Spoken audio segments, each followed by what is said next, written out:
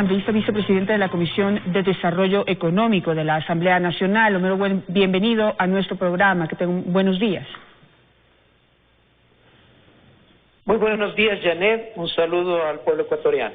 Bueno, a partir de este sábado, la Asamblea Nacional empezó el análisis de los dos proyectos enviados como emergencia económica para su análisis, la Ley de Apoyo Humanitario para combatir la crisis sanitaria derivada del COVID-19 y la Ley para el reordenamiento de las finanzas públicas. Usted está a cargo del tema de la ley humanitaria. ¿Cuál es su visión sobre las propuestas que está haciendo el gobierno para poder recaudar los fondos que se necesitan, en parte, para poder atender la emergencia sanitaria en este momento? Bueno, primeramente el gobierno, el presidente de la República ha hecho uso de sus atribuciones legales, ¿no? Mandar en casos de excepción no uno sino dos proyectos económicos urgentes. El uno es un proyecto muy técnico que tiene que ver con el tema de crear un fondo de estabilización, de ordenamiento de las finanzas públicas, del presupuesto, del endeudamiento, y el otro es el proyecto que se aspira el gobierno sea una inyección a la vena para solucionar los problemas inmediatos que tenemos en esta crisis sanitaria y crisis ya económica, ¿no? Tenemos algunas dudas sobre la efectividad de lo que se pretende recaudar. Si bien es cierto, se piensa crear una cuenta especial con aportes o contribuciones ciudadanas, que no son más que otros impuestos, y de las sociedades y empresas, pero hay un análisis para ello de que supuestamente todos están con empleo, las empresas están guardadito el dinero, están con liquidez, y ese no es el escenario real. Por ejemplo, a las empresas se les pretende cobrar un aporte de las utilidades que ganaron en el 2018, en el ejercicio fiscal 2018. Casi el 70% de empresas no tienen ni para pagar sueldos, ni para pagar IES, peor van a tener para pagar impuestos. Entonces existe un escenario que no es el que pretende el gobierno para la recaudación. Y en el caso de las contribuciones ciudadanas, también creemos que a partir de $500, que no alcanza ni para una canasta básica, no es lo justo. Debería, si es que se pretende recaudar, ampliar o hacer la tabla progresiva desde un salario más alto. Que los que más tenemos aportemos más, porque descontarle a un profesor que gana hoy $800, $13, eso a lo mejor es el pan del desayuno de 2 semanas para la casa de ese profesor. Ahora, asambleísta, vamos por partes. Empecemos por el tema de la contribución que tienen que hacer las empresas. Usted ha puesto sobre la mesa un tema que es bastante real. En este momento muchas de las empresas están viviendo situaciones bastante complejas, pero hablando con algunos especialistas y quisiera su opinión, una cosa es la situación actual de la empresa, el funcionamiento, digamos, financiero de la empresa, pero otra cosa son las utilidades. Las utilidades, parte de esas utilidades se pueden reinvertir, pero no siempre. Es decir, hay casos particulares de cada empresa que no sé si se puedan analizar. Pero un hecho real es que hay una lista, yo tengo una lista, por ejemplo, la he mencionado aquí en varias entrevistas, de 10 empresas en nuestro país que en el 2018 ganaron $150 millones, $130 millones, $40 millones, $70 millones, como utilidad neta. ¿Usted considera que esas personas, que los accionistas de esas empresas no deben contribuir, no debería ser considerado como un impuesto, sino una contribución humanitaria para poder enfrentar esta crisis? ¿Cómo diferenciar? ¿Cómo poder estudiar cada caso particular? ¿Cómo resolvemos esto? Tiene que estudiarse cada caso particular, tiene que hacerse un análisis, porque este momento, si queremos permitir o pedir a todos que contribuyan por igual, a lo mejor no va a ser justo. Por ejemplo, ¿qué está pasando con empresas turísticas? Empresas turísticas que desde mediados de marzo ya dejaron de trabajar absolutamente en nada, es decir, muchos a duras penas pagaron los sueldos de marzo, ya para abril no tienen para pagar los sueldos.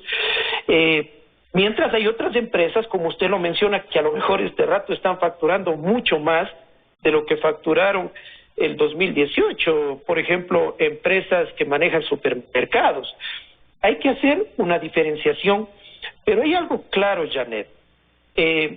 Por ejemplo, quieren poner a la empresa que no pague, y eso aceptó ayer el ministro de Economía, yo le dije en la comparecencia, una multa de un 3% mensual, más intereses, es decir, si no pago esa contribución, en 9 meses va a llegar a casi el 53%, eso ya sería la guillotina para las empresas que generan el 70% de empleo en el país.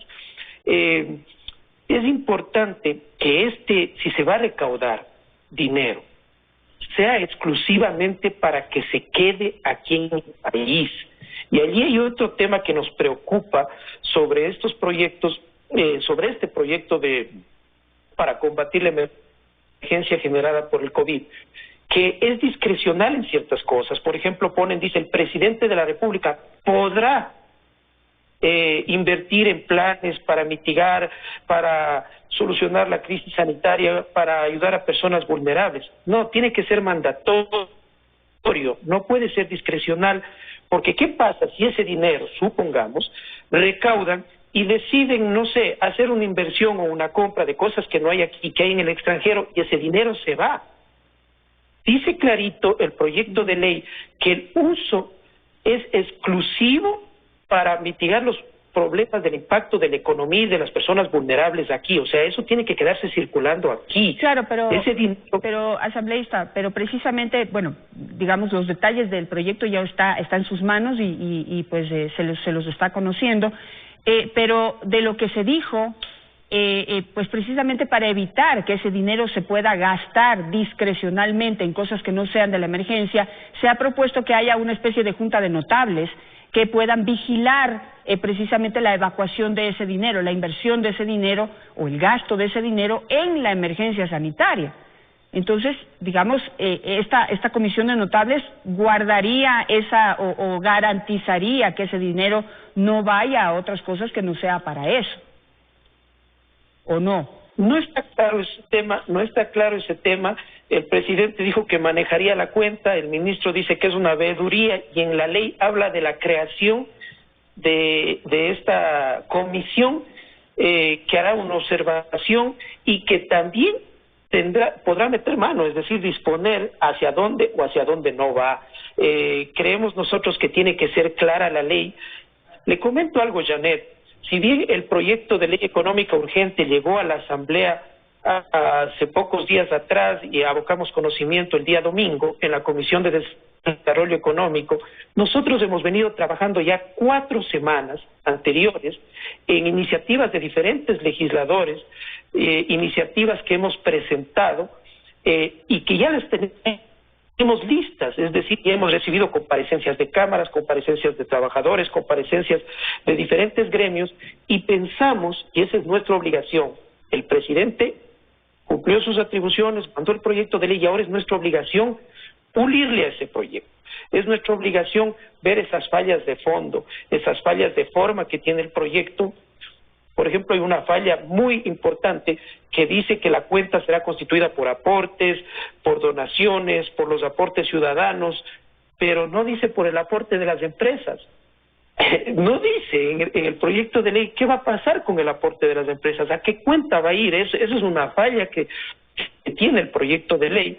Y esa es nuestra obligación ahora, buscar el consenso, buscar la unidad, buscar el mejor escenario dentro de la Comisión y de la Asamblea Nacional para darle al país una ley que podría ser un salvavidas para muchos ecuatorianos.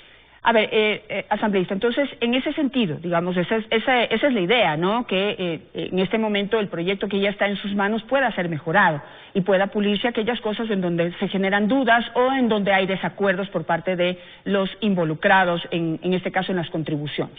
Pero ¿cuál es la alternativa que usted podría presentar de acuerdo a esas propuestas de distintos asambleístas recogidas en cámaras y todo para poder recaudar el dinero que se necesita para atender esta emergencia humanitaria?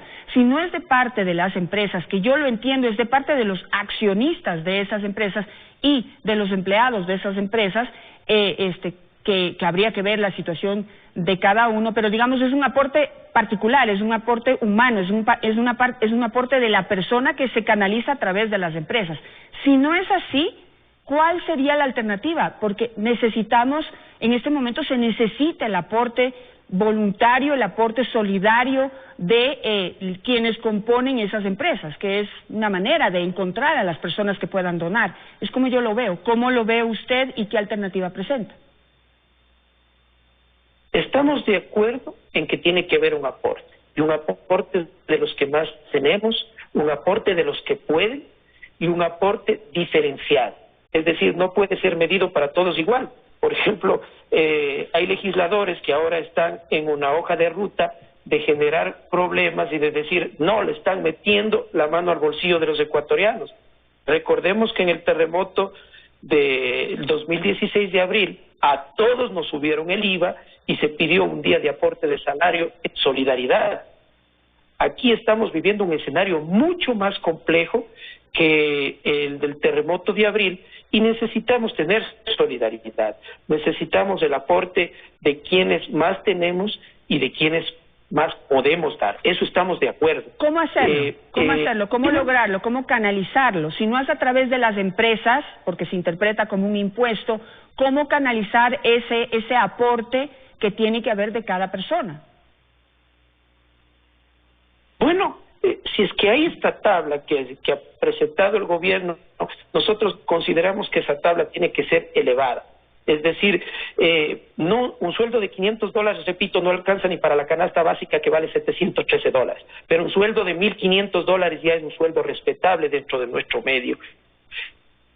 Y es un sueldo a lo mejor que cumple el escenario de solidaridad. Ese, por ejemplo, es un objetivo principal. Y después hay un tema que es muy importante. Necesita el gobierno golpear las puertas para pedir ayuda a los multilaterales en aportes de emergencia. Lo acaban de hacer 4 países de Latinoamérica. ¿Qué diferencia hay con Ecuador? Que nosotros podamos acceder, que podamos activar la diplomacia que tanto nos cuesta a los ecuatorianos para pedir esa ayuda emergente, de que ese fondo se nutra también de esos aportes y que esos aportes vayan para inyectarle recursos a las empresas que no pueden pagar, repito, sueldos, el IES, los impuestos, que sean a largo plazo, a 10 años, en 10 años, no a pagaderos el mes siguiente, los 2 meses, a 10 años para que se salve el empleo en el país. Te cuento pero a ver, asambleísta, solamente para darle orden a la conversación y cerrar los temas. Usted ha dicho, perfecto, que a través de esta ley se puede lograr la contribución solidaria de las personas que ganan más de $1,500. Eso es lo que usted acaba de decir. Habría que saber cuánto se logra recaudar de eso, pero no menciona qué hacer y de qué manera van a contribuir a través de esta ley, si tiene que haber un pedido, un artículo, no sé, especial para los accionistas de las empresas, porque si no esto termina siendo un aporte de los empleados, pero no de los accionistas. No todos ganan un sueldo mensual, por ejemplo, sino ganan utilidades. Entonces, ¿cómo lograr que haya una contribución de todos y precisamente de los que más tienen? Entonces, eso no lo escucho mencionar. ¿Cómo poder lograr hacer un balance equitativo para todos? Eso está contemplado en el proyecto de ley Janet. La gente que no tiene dependencia laboral se hará un cálculo de los ingresos netos que ha tenido en el 2019 y se le establecerá cuál es el aporte a pagar de acuerdo a la tabla, es decir, accionistas, trabajadores autónomos que no tienen relación de dependencia, se hará un cálculo de los ingresos netos que hayan tenido para hacer el aporte. Están contemplados y está dentro del proyecto de ley. El tema no es sencillo. Ayer nos decía el ministro de Producción que de 300 a 500 mil ecuatorianos se quedarán sin empleo por efectos de esta crisis económica provocada por el COVID.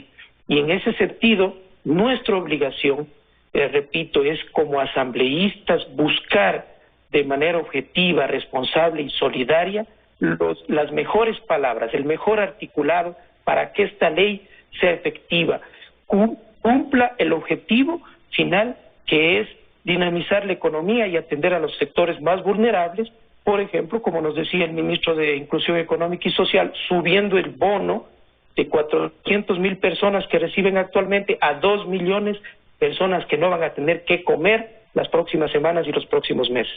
Pero eso ya está, esa decisión ya está tomada y eso está incluido también en el proyecto, pero hoy por hoy ya se incrementó el número de personas que deberían estar recibiendo ese bono de $60, es decir, $10 más de lo que legalmente se estableció. Eso ya está, no entiendo por qué es un pedido como que fuera nuevo. No está financiado, Janet, no está financiado, se necesitan $150 millones más adicionales para poder financiar, y esa es la urgencia de que esta ley tiene que ser tratada lo más pronto posible dentro de la Asamblea Nacional. ¿De dónde se sacaría ese dinero? ¿De dónde se prevé sacar ese dinero en este momento de tanta crisis? Ya vamos a hablar un poco del precio del petróleo, de lo que sucedió y que impacta directamente en la economía del Ecuador. Bueno, lo que se pretende recaudar de toda esta cuenta especial de las empresas, de las contribuciones de las personas, de los trabajadores públicos y privados, es aproximadamente $900 millones. Yo calculo que va a ser menos, porque ya cuando veamos el escenario de cuánta gente se ha quedado sin empleo, cuánta gente no va a poder recibir porque están haciendo cálculos suponiendo que todos tienen su empleo fijo y que no ha pasado nada, el rato que se den cuenta y se regrese a ver cuántas personas ya no pueden recibir su salario, para mí va a ser menor, y eso tiene que ser manejado para las cuentas, para aportes para las personas más vulnerables, para ese financiamiento, y también para darles a las empresas para que tengan liquidez.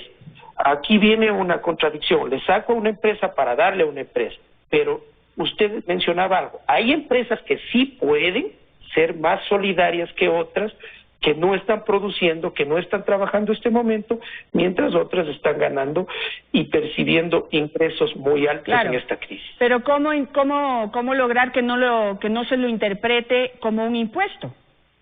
Porque esa es la cosa, es lo que se está planteando. Que los que más tienen aporten, en este caso a las empresas que menos tienen y que en este momento están a punto, muchas ya han cerrado sus puertas, otras estarán por cerrar sus puertas y generar un desempleo brutal.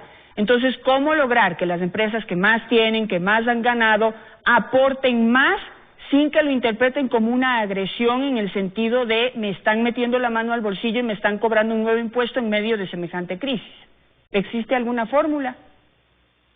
No hay ninguna fórmula, Janet. Llámesele contribución, aporte, esto es un impuesto más que tenemos que asumir todos los ecuatorianos, porque de una u otra manera esto va a afectar a todos los ecuatorianos, pero este es el escenario que tenemos, esto es lo que ha planteado el gobierno, es la urgencia que necesita. A lo mejor si subía el IVA, podía tener dentro de los siguientes meses una recaudación aproximadamente de $1,000 millones, pero lo que necesita es ya tener esos ingresos y esos aportes tanto de los trabajadores públicos y privados, de las empresas, de los trabajadores autónomos, de los accionistas, para nutrir esta cuenta e inyectarle a la economía del país. No hay otro escenario, a nosotros nos toca buscar los mecanismos de que esto sea equitativo, de que esto no afecte a empresas, que haya las exenciones de ley. Si una empresa realmente demuestra en sus balances que no tiene, que ha estado cerrada, que no factura, ¿cómo se le va a pedir a esa empresa? Hay que buscar las exenciones, igual como está para las personas discapacitadas, los no aportes para los trabajadores de la salud, Fuerzas Armadas, Policía, y hay que eso ponerlo muy claramente en el proyecto de ley. Asambleísta, simplemente una última cosa muy rápida por cuestión de tiempo. Usted dijo hace un momento, y yo le corté, que lo que se necesita es traer plata del exterior. Ya el gobierno anunció que en los próximos días o semanas llegarían $3,000 millones de parte de los multilaterales, aparte de lo que ya estaba acordado con ellos que se pueden entregar para la reactivación económica del país. Eso, ¿cómo lo ven? ¿Lo ven válido, no válido, suficiente, no suficiente? Y por otro lado, se conoció ayer que la Reserva Federal de los Estados Unidos otorgó una línea swap precisamente para atender esta emergencia a México, Brasil y Colombia. Eso yo le preguntaría, ¿por qué el Ecuador no está en esa lista Y segundo, si eso no debería estar en un proyecto de ley, eso son medidas alternativas que el gobierno podría aplicar sin necesidad de esperar a que se lo apruebe dentro de un proyecto. No encuentro la relación, porque usted dice eso, pero eso no debe estar contemplado en ese proyecto, ¿o sí? No está contemplado, y eso es una labor que tiene que hacer el gobierno con la diplomacia y con el frente económico de manera urgente. Existimos solo 4 países en América que estamos dolarizados. No es como otros países como Colombia, como Perú, que pueden devaluar la moneda e imprimir más billetes. Más aún, nosotros le necesitamos a los Estados Unidos de Norteamérica, que tiene gran influencia en el Banco Mundial, en el Fondo Monetario Internacional, para la ayuda que necesitamos, para no poner en riesgo la dolarización. Y aquí tiene que activarse el golpear las puertas y decir, necesitamos ayuda, somos un país dolarizado y necesitamos esas líneas de crédito para inyectarle a la economía y darle préstamos a las empresas mediante la Corporación Financiera Nacional para salvar el empleo en el país. Perfecto, gracias, asambleísta. Seguiremos de cerca el análisis que se hace en la Asamblea Nacional de estos proyectos con urgencia económica que se ha presentado y que ahora están en sus manos, y que esperamos logren los acuerdos para que pueda ser mejorado en la medida de lo posible y haya una equidad, una igualdad en los aportes que hoy tanto se necesitan para poder atender la emergencia sanitaria y pensar en alternativas ya para la reactivación de las empresas, que también es un tema que preocupa profundamente. Gracias, asambleísta, por estar esta mañana con nosotros. Bueno.